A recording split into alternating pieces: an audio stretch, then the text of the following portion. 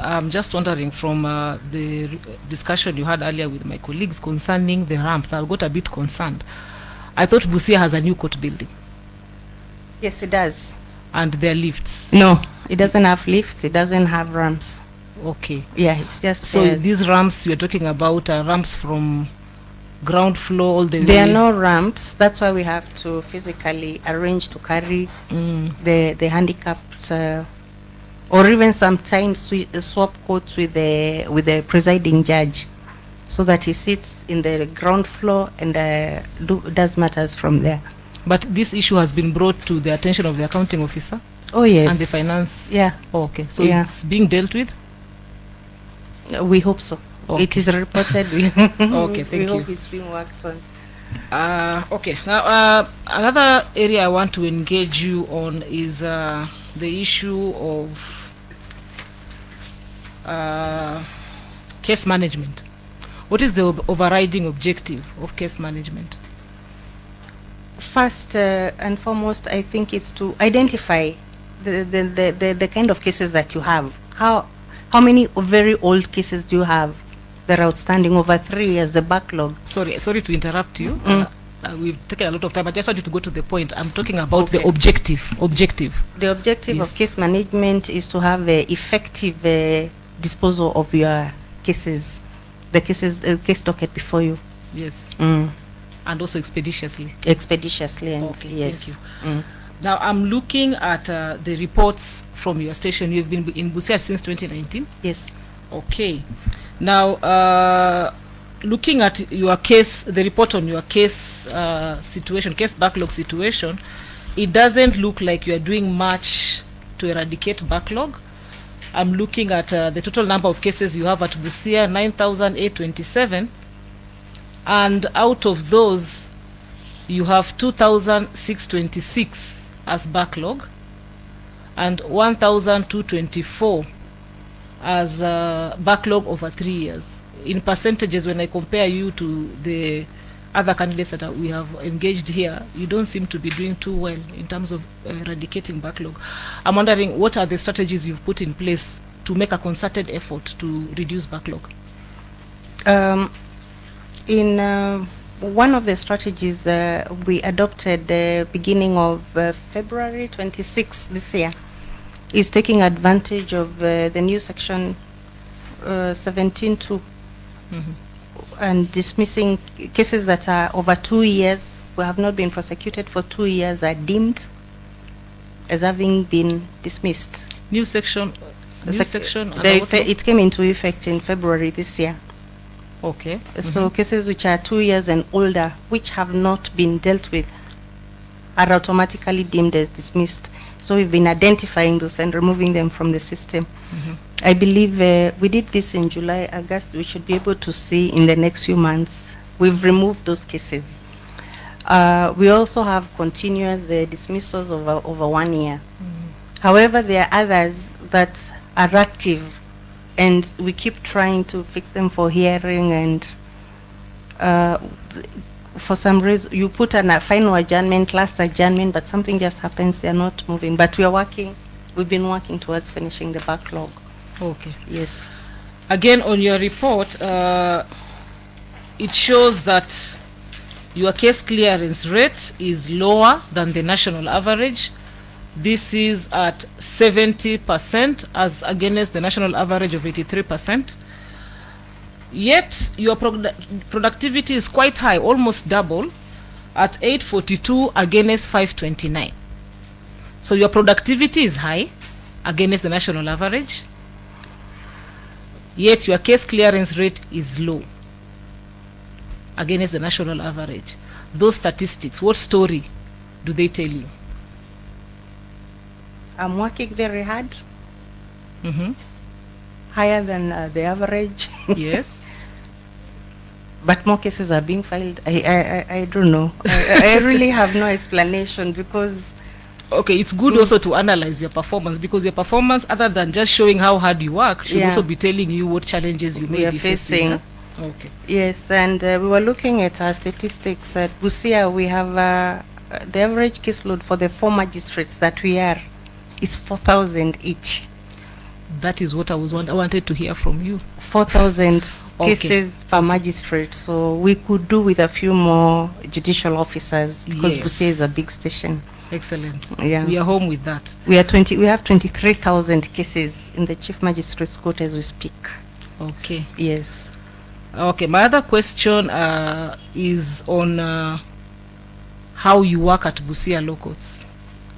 You agree with me that collegiality is very key Yes, in the it working is. relationship of judicial officers in a station, because you have to work together as a team to be able to deliver. How do you go about promoting collegiality?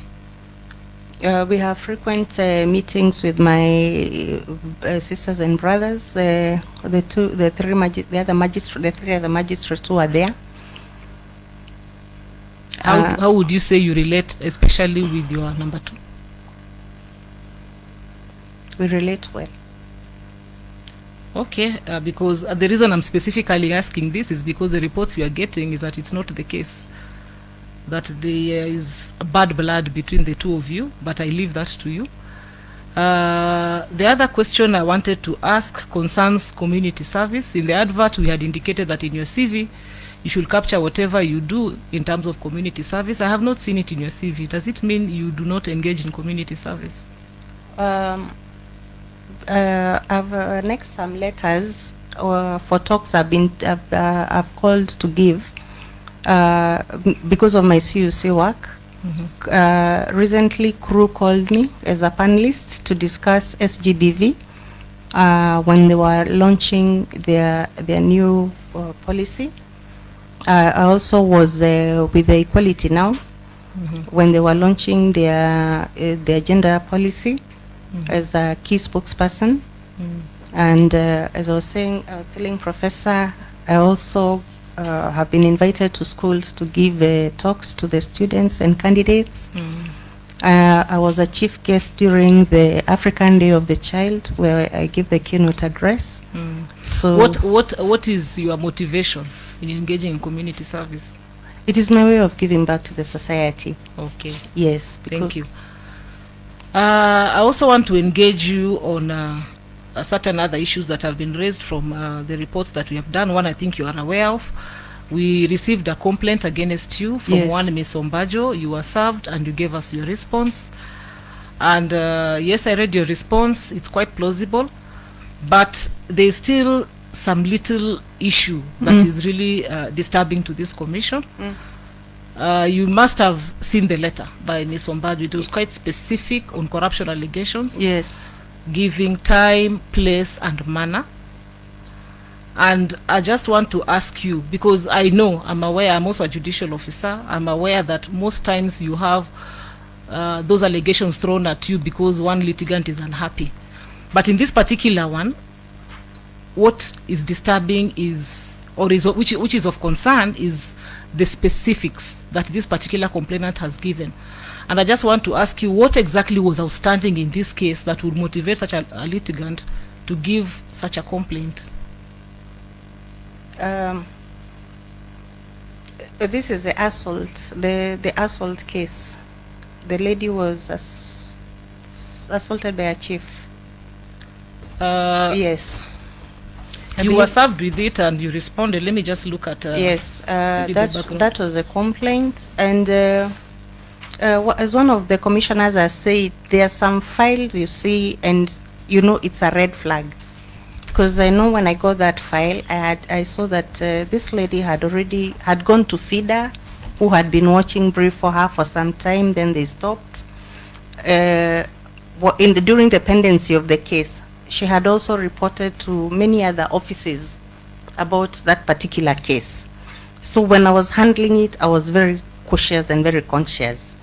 So my belief is that really she was just unhappy about my decision in acquitting the person she alleged assaulted her. I'm a strong believer in upholding the rights of victim of SGBV. And when you see those photographs that she had attached, you sort of feel it gets you emotional. But when you look at the evidence at the end of the day, including her own witnesses who said, who gave evidence contrary to her. Okay, so I don't want to go into the merits Yeah, of the we case won't go because you into- mentioned it's pending appeal. Then the issue of, she said money was put in my car. We park in a particular place. Yes, that was in your Every response. morning, that is where I put my car, and I leave until in the evening. So there were no truth in that allegation. That was it millions of money that was put through the window. It is not true. So this is just a disgruntled litigant. It is a disgruntled litigant. I'd even call you, the commission, if you want to do further investigations. Even the guards who guard our car, ask them, whoever goes near our cars, nobody.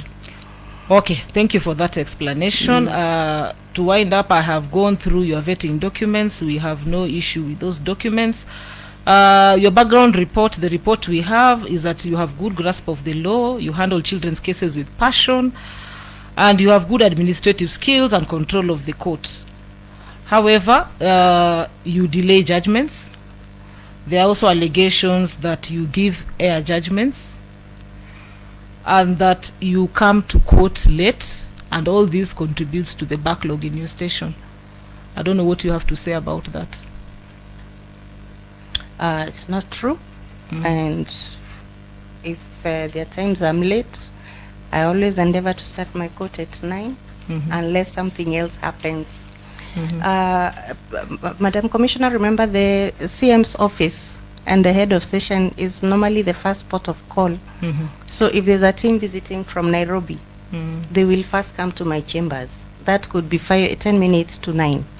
So I'll need to attend to them before I go to court. I think that can be my only excuse. If there's something happening, some crisis, you need to deal with it at a station before you go to court. There's an extra little onus on a head of station which might contribute. And every time that happens, I always explain to especially the advocates, and apologize when the court is delayed. Okay, thank you for that explanation. At least you've had an opportunity to explain why there is that complaint from the ground. And I don't have much more to ask of you. I wish you well. Thank you very much, Commissioner. Yes. Thank you very much for answering our questions, Honorable Ambassi. I think this brings us to the end of the interview. But before we close, it is always important to ask a candidate whether you have any question to ask us. Thank you, my lady, the Chief Justice. I don't have any questions, just to thank you all for giving me this opportunity. And I look forward to moving to the next level. Okay, thank you very much. We wish you all the best. Thank you very much. We will communicate with you when we finish the process. Thank you. Yes, keep up the good work of looking out for the vulnerable. I will. Thank you, my lady. Okay.